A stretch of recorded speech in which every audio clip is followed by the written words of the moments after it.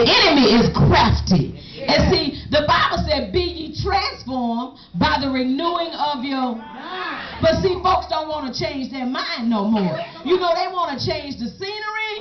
They want to change who they hang with, but they don't want to change their mindset. So if you don't change your mind, I don't care what scenery you go to, you still the same person with that same mind. And guess what? If it's all right over there, when you step on the scene, you ain't going to do nothing but contaminate it. Why? Because your mind has not changed. All right. We got, you know what?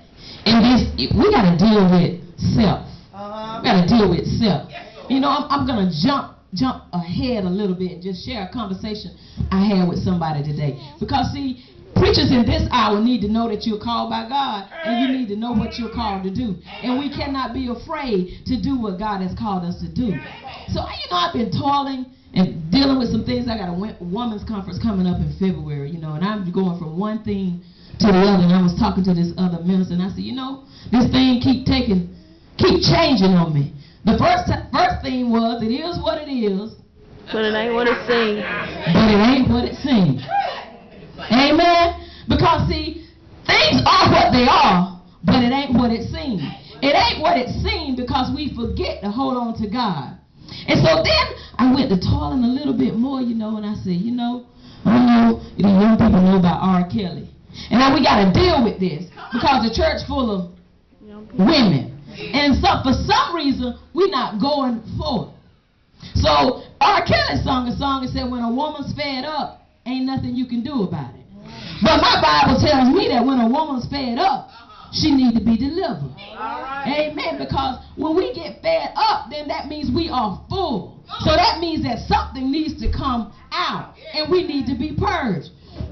And so as I began to have a conversation with him today, we began to talk about the woman with the issue of blood. And I said, you know what? That's what's wrong. Look at somebody say, we got to deal with the issues. And nobody wants to deal with themselves. You know, he looked at me, he said, you know, that's a bold title you putting out there. I said, yeah, it is. I said, but one thing, he said, I'm going to pray for you. You know, and I began to look at him, and he said, I'm going to pray for you because of what God is telling you to do. And because, y'all, I cannot be afraid to preach what God wants me to preach. One thing I understand is that I am a last day preacher that God has sent. Because see, we got to understand something. A lot of the doctrine that we have learned has been twisted. Some preachers take it and put a spin on it. And God's doctrine, according to how they preach it to us, has been changed. And it leaves us misunderstanding who we are in God. You see, he began to talk about how, I can't think of the man's name, but everybody's mad with him because he's saying that everybody's saved. And he wants to bring all the, Carlton Pearson. He wants to bring all of the gay people together, you know, and he's trying to say that they're saved. And I said, now, everybody's saved by grace. But if you're going to bring them together, then that means that you got to get them delivered. Amen? In other words, that means you may come up in here, gay, but by the time you leave, or when we get through going through the process, look at somebody say process. Because see, saved folks done forgot that it's a process. See, we think this thing with God is that microwave stuff. You know, put it in, boop, put it on 30 seconds, beep, beep, beep, and you think you got it all together. But that's not how it works. Touch your neighbor, say, neighbor.